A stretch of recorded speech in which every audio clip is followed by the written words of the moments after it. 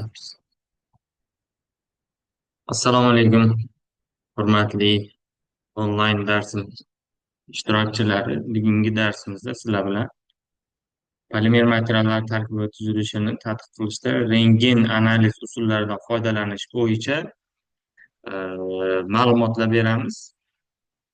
Demak, asosan bugungi sizlar bilan amalga oshiradigan demak onlayn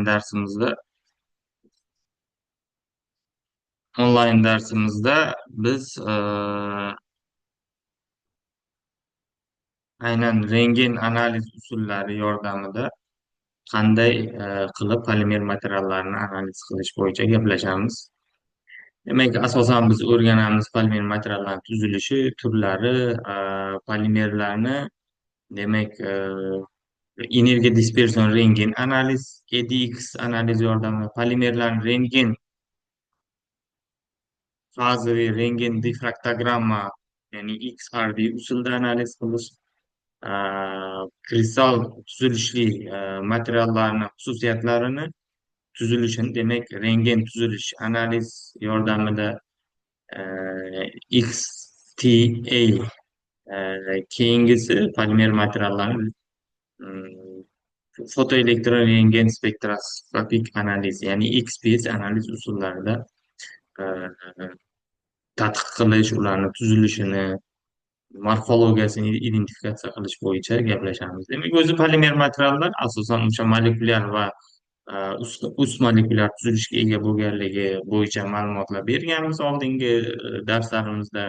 Ust molekulyar tuzilishli polimerlar asosan shu turli xil taxlamlarni tartiblilik darajasiga qarab bo'linishi bo'yicha ma'lumotlarni berganmiz va polimer materiallar kristal holatda qanday bo'ladi, amorf holatda qanday bo'ladi va bu kristallik amorflik darajasini o'zgarishi polimerlarni qanday fizik mexanik xususiyatlari, kimyoviy xossalarni o'zgarishiga qanday ta'sir ko'rsatishi haqida ham gaplashganmiz. Aynan mana shu e, kristal amorf tuzilish polimerlar umuman kimyoviy tuzilishi qanaqa, funksional guruhlar qanaqa tartibda kelgan, polimer tarkibida qanaqa elementlar mavjud, qanday miqdorda, ya'ni sifat va miqdoriy tarkibi qandayligi haqida aynan mana shu rentgen analiz usullari yordamida amalga oshiramiz. Endi rentgen analiz xronologiyasiga keladigan bo'lsak, birinchi bo'lib rentgen analiz 1665 yilda Italiya matematik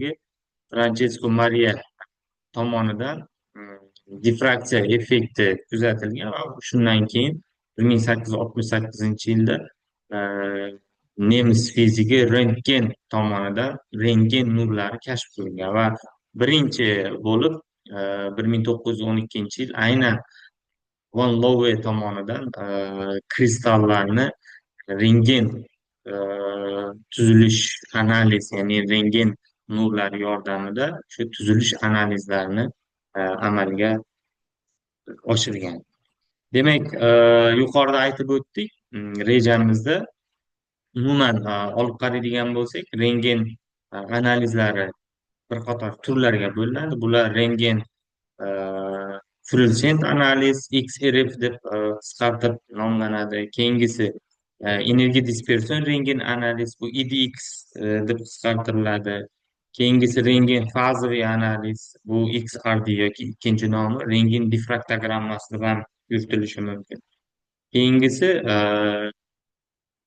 rentgen tuzilish analizi XTA, keyingisi fotoelektron rentgen spektrometr, ya'ni bu XPS analizi. Bu yuqorida aytib o'tgan rentgen analiz usullarida biz polimer materiallarni tarkibini, tuzilishini, kimyoviy sifat miqdor tarkibini, kimyoviy tuzilishini, kristallarni shaklini, tuzilishini aniqlashimiz imkoni bo'ladi va bular ichida eng zamonaviy analiz usuli bu demak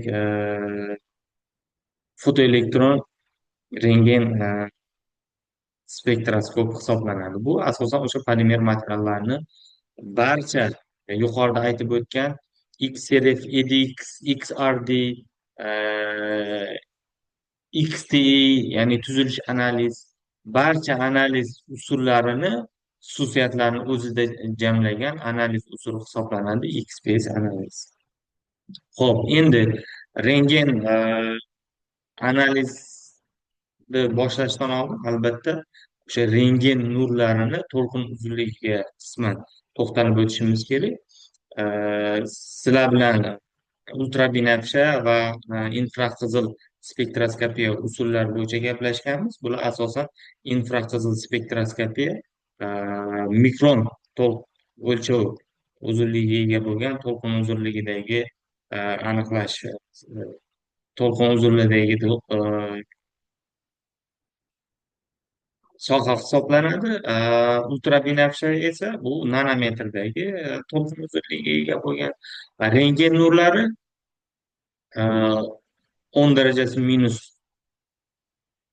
1 nanometrdan 10 nanometrgacha bo'lgan o'sha to'lqin uzunligida bo'ladi va aynan mana shu e, sohada rentgen nurlari chiqadi. Demak, bu bo'yicha ko'rishimiz mumkinki, polimerlarning o'sha us molekulyar tuzilishida asosan o'sha polimerlarni kristal va amorflik darajasi bo'yicha polimerlarni XRD ya'ni rentgen difraktogramma analiz usuli yordamida tekshiriladi va 100% kristal yoki 100% amorf lik darajasi polimerlarda deyarli mavjud bo'lmaydi. Sabab o'sha polimer tarkibida qisman amorf yoki qisman kristallik darajasiga, ya'ni strukturaga ega bo'ladi. Shuning uchun demak kristallik yoki amorflik darajasiga qarab polimerlarni kristal tuzilishi, amorf tuzilishi deb yuritiladi. Misol uchun 50% yuqori kristallik darajasiga ega bo'lsa, bunday polimerlar o'zi asosan demak kristal tuzilishga ega yoki amorf tuzilish qismi e, ko'proq bo'ladigan bo'lsa, amorf tuzilishli polimerlar deb yuritiladi. Bu yerda ko'rishingiz mumkin, mana sferolit holatda e, hosil bo'lgan demak kristal tuzilishli polimer, keyingisi lamel tuzilishga ega bo'lgan demak kristal va amorf qatlamlarni taxlamlari, ya'ni sendvich holati. Bu yerda ko'rishimiz mumkin, mana hosil bo'lgan material tarkibida qisman amorf va ko'proq kristal sohalar mavjudligini ko'rishimiz mumkin. Demak, bu polimer nisbatan kristal tuzilishi yuqori bo'lgan polimer hisoblanadi. Bu yerda ham ko'rishingiz mumkinki, mana misol uchun taxminan 20% amorf tuzilishga ega bo'lgan sohalar, 80% kristal tuzilishga ega bo'lgan e, sohalar bor. Bu asosan demak kristal tuzilishga ega bo'lgan polimer deb yuritishimiz mumkin. Ho'p, keyingisi IDX ya'ni energiya dispersion rentgen analiz bo'yicha ma'lumot beradigan bo'lsak, asosan energiya dispersion rentgen analiz bu avtonom qurilma hisoblanadi. Ya'ni bu skanerlovchi elektron mikroskop uskunasiga qo'shimcha pristavka sifatida qo'llaniladi va o'sha polimer materiallarni sirt morfologiyasi o'rganilayotganda aynan EDX dan foydalangan holatda o'sha polimer material namunasini tarkibidagi elementar sifat va miqdoriy tarkibini aniqlashda va bu elementlarni o'sha sirt yuza bo'ylab qanday tekislikda tarqalganligini aynan energiya dispersion rentgen analiz usuli yordamida aniqladi. Bu yerda asosan o'sha polimer materiallarini o'sha elementar sifat va miqdoriy tarkibini analiz qilayotganda asosan o'sha polimer materialni ustki sirt 2 mikron qalinlikdagi ustki qismini analiz qilish orqali olinadigan natija beriladi. Ya'ni bunga sabab o'sha skanerlovchi elektron mikroskopiyada analiz qilayotganda skanerlovchi qurilma asosan o'sha namunani 2 mikron chuqurlikdagi sirtini skanerlab turib ma'lumotlarni demak umumiy ma'lumotlar bazasiga yuboradi. O'shaning uchun demak analiz natijalari asosan namunani 2 mikron chuqurlikdagi o'sha qismidagi materiallar bo'yicha beriladi. U shuningdek bizga beradi e, elementlarni sifat va miqdoriy tarkibi bilan birgalikda elementlarni o'sha material sirt bo'ylab qanday tekislikda tarqalgan. Misol uchun ma'lum bir elementlar o'sha material sirti bo'ylab tarqoq joylashgan bo'lishi mumkin yoki bir tekislikda joylashgan bo'lishi mumkin yoki e, tarqalish xaritasi bir element atomi bilan ikkinchi element atom bir biriga mos kelishi mumkin. Bu esa o'sha bir element atom bilan ikkinchi element atom bir biriga mos kelgani ko'pchilik ya'ni katta ehtimol bilan aynan shu elementlar bir biri bilan bog'langanligini ham xulosa qilish imkoniyati mavjud. Va qanday mana miqdorda misol uchun aynan mana shu polimer material tarkibida e, 60% yaqin demak uglerod atomlari, 22% yaqin xlor, 9,5% yaqin azot e, va 1%dan sal oshiqroq demak oltin gurt element atomlari saqlaganligini ko'rishimiz mumkin. Yana bitta qo'shimcha ma'lumot, energiya dispersion rentgen analizda asosan e, element atomlarni analiz qilishda litidan boshlab analiz qiladi. Ya'ni bu yerda e, geliy va vodorodni analiz qilish imkoniyati mavjud emas.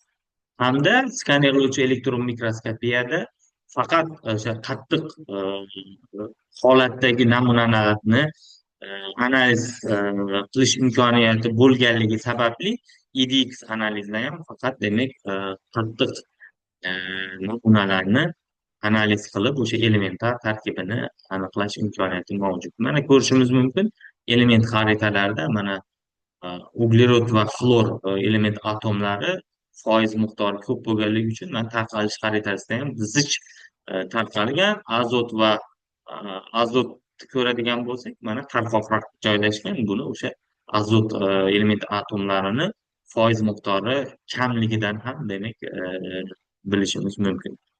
Ho'p, rentgen fazaviy rentgen diffraktogramma analiz natijalari bo'yicha gaplashadigan bo'lsak, bular asosan Bragg qonuniga asoslangan holatda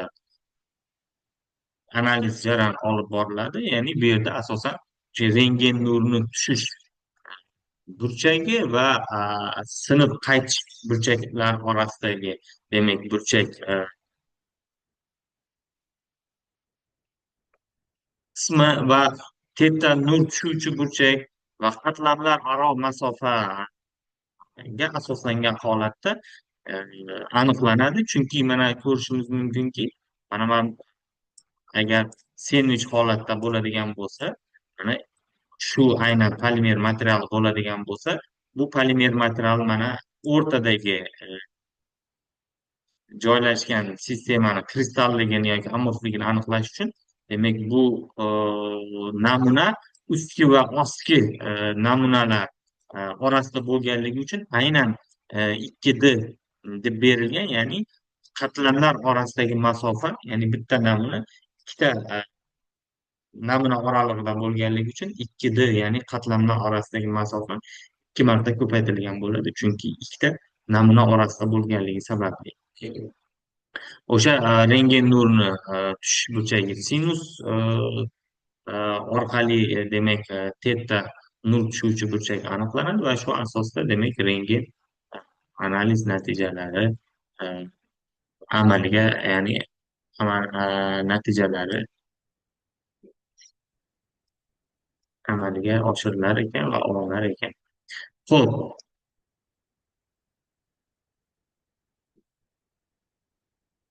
endi rentgen diffraktogramma analizi ya'ni XRD analizlariga keladigan bo'lsak, polimer material tarkibida kristal fazaning asosan nimalarni aniqlashga yordam beradi XRD analiz qilganimiz asosan demak polimer material tarkibida kristal fazani sifat va miqdori tarkibini identifikatsiyalashga yordam beradi. Keyingisi aralashmalar yoki plyonkalardagi kristal va amorf darajasini aniqlashga yordam beradi. Asosan demak Sherer tenglamasi asosida materiallar tarkibida mavjud bo'lgan nano zarrachalarni, nano kristallarni o'lchamini aniqlashga yordam beradi va plyonka va qatlamlar sendvichlarning maqbul taqlamlarini, ya'ni maqbul taqlamlarni identifikatsiya qilishga yordam beradigan jarayon hisoblanadi. Demak, rentgen nur tushish jarayoni, detektor aniqlanishi va a, tetta tushish burchagi orqali mana yuqoridagi formulani, demak, amaliy ko'rinishi, ya'ni qanaqa diagramma ko'rinishda ekanligini quyidagi diagrammadan ko'rishimiz mumkin. Endi aynan shu polimer materiallarni analiz qilish davomida o'sha mana ko'rishimiz mumkin.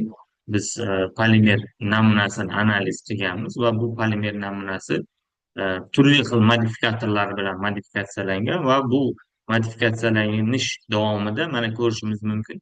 Dastlabki mana bu ko'kimiz bu oddiy polimer, keyingisi tarkibiga qisman nanozarrachalar kiritilgan, modifikatsiyalangan, keyingisi esa o'sha ko'proq nanozarrachalar kiritilgani modifikatsiyalangan.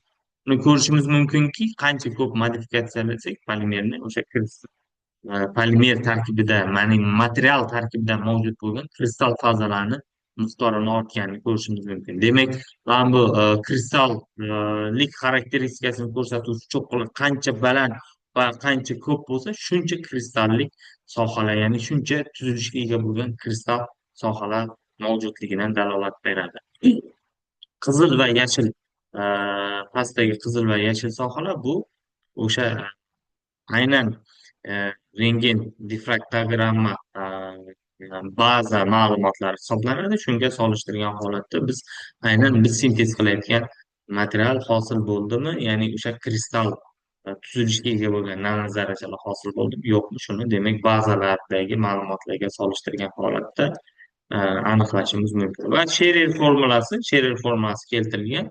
Demak, Sherer formulasi orqali aynan shu kristallarni nano o'lchamini aniqlashimiz, ya'ni nazariy jihatdan aniqlashimiz imkoniyati mavjud. Bu yerda demak kristal namunalar o'lchami K, demak Sherer konstantasi 0,94 ga teng va rentgen nur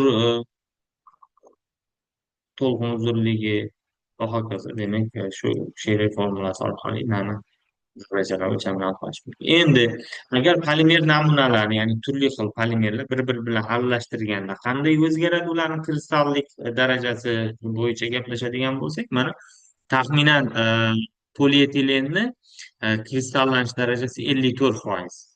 Polipropilenniki 57%. Endi e, polietilen qisman agar boyagi yuqori zichdlik, past zichdlik polietilen bo'yicha gaplashadigan bo'lsak, demak kristallik darajasi turlicha bo'lishi imkoniyati mavjud ekan. Xo'p, rentgen tuzilish analiziga keladigan bo'lsak, birinchi bo'lib nemis fiziki 1912-yilda Louis Friedrich Knippingler tomonidan kristallarga rentgen nurlarini tushirish yordamida o'sha rentgen tuzilish analizi demak kashf qilingan.